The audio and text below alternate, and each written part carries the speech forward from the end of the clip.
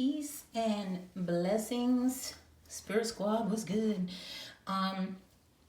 Naya here, and this video is gonna be about my top favorite Tarot de Marseille slash, Tarot de Marseille inspired style decks. This was a question that was asked by Brian Cormack Carr in the group, in the Facebook group of For the Love of Cards. So I just wanted to share because he asked and then he wanted to know why. So I wanted to kind of show and explain my answers a little bit better. But I figured it'd be good content for the channel, right? So my favorite, I actually have 5. So 3 of them are Robledo decks. So this one is the Dodal. This is the Vandenborre. This is the Spanish Tarot by, oh goodness, I think it's AMG. And then the Triunfo de la Luna by Patrick Valenza. These are the ones that and then I also have the, it's not in the room with me, the Marcella Robledo deck, which is more convert based. These are the ones I reach for when I want to read Tarot de Marseille. These are my go-tos. So anyway, so one thing that I like about the Robledo decks, besides the Marcella, is that he does create them still in the old way with the wood, the wood blocks and all that kind of stuff there. So I think the technique of the production of the cards maybe plays a role in why I really enjoy these decks. Additionally, it's not machine cut, so you can kind of see that there's little grooves. I think I've worn them down a little bit to be more even, but they are a little bit, I don't know, it's not really frayed here, but it's just one of those things. So this is the 5th edition of his Dodal.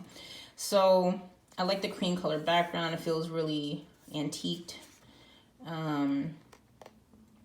I don't know, there's just something about it that's the whole process, and him as a creator, he's when I have questions, he usually answers them for me, in a very genuine fashion. And I appreciate that because I want to know his process and, all that kind of stuff there.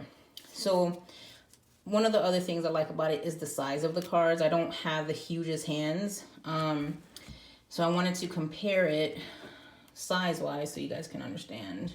Here is your standard Centennial Rider-Waite. So that's how much is being down. And then here's a tin size.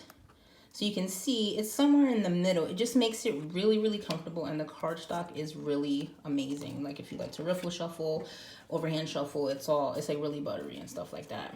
So that's the Dodal. I love their little faces so much.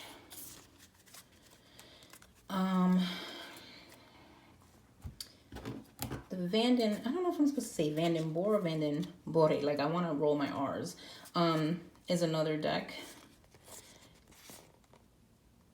I believe, if I'm not mistaken in my research, I think this is is it like a Swiss deck, I think, is the origins of this particular deck, is my Swiss. But there's something about the people and the people cards that, I don't know, it's cute.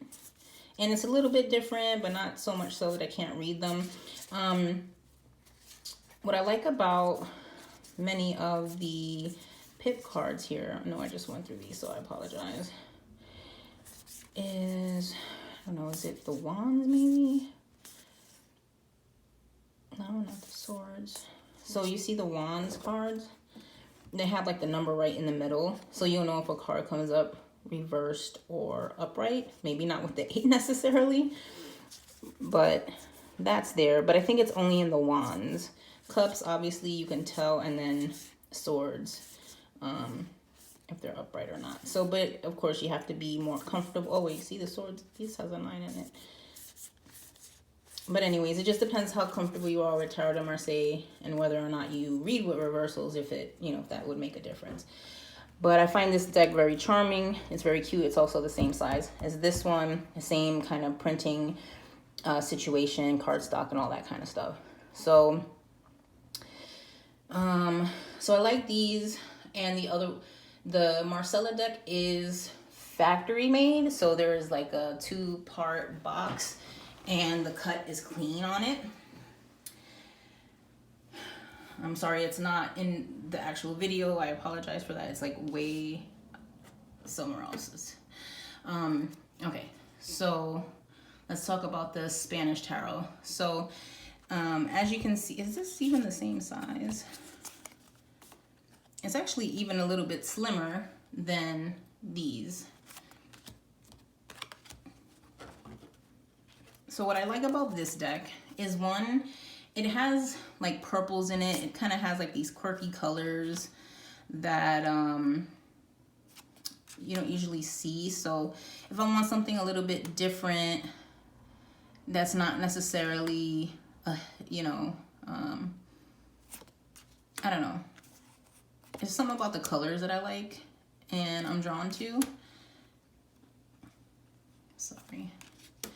So here is what I was talking about. So when I know that I want to use reversals for sure, but I don't want to have to overthink it, I really like pulling this deck out. And it's because the minor cards are weighted, meaning you have this is like the 4, right? You have the 4 on the sides and then the 4 on the bottom. So you know that this is upright. If it was this way, you know it's in reverse automatically because the number is on the top. So it's like awkward, you know what I mean? So I do use this deck particularly with reversals in mind. And of course with the cups, you can just see the cups are upside down. Swords are usually difficult to see whether they're right side up or not. So these, without having to mark the cards, without having to do anything crazy, you can just use reversals if your heart desires. So that's what I particularly enjoy about this deck here, and the size as well, and the colors. And then for something that's not quite traditional, I really like the Triunfo de la Luna. There's something about it that sticks to the style of like Tarot de Marseille, like the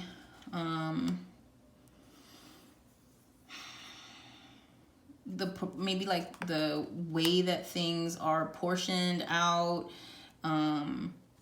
is there, but of course it has a different artistic style with the moons and the whole bit.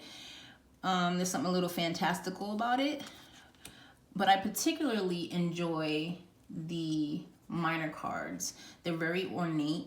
I find it gives it like, there's a little bit more character in the pips that you just don't really get in some of the other older decks, that I feel like speaks to me.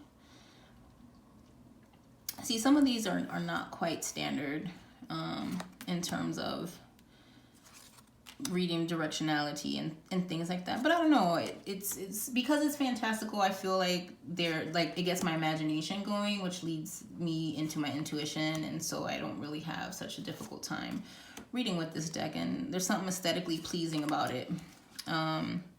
Also, if you are a person that likes to read with like elemental dignities, if you notice the borders are like different colors, because it depends on the suit that is on the table. So if you just looked at those colors without looking at the images, you could also read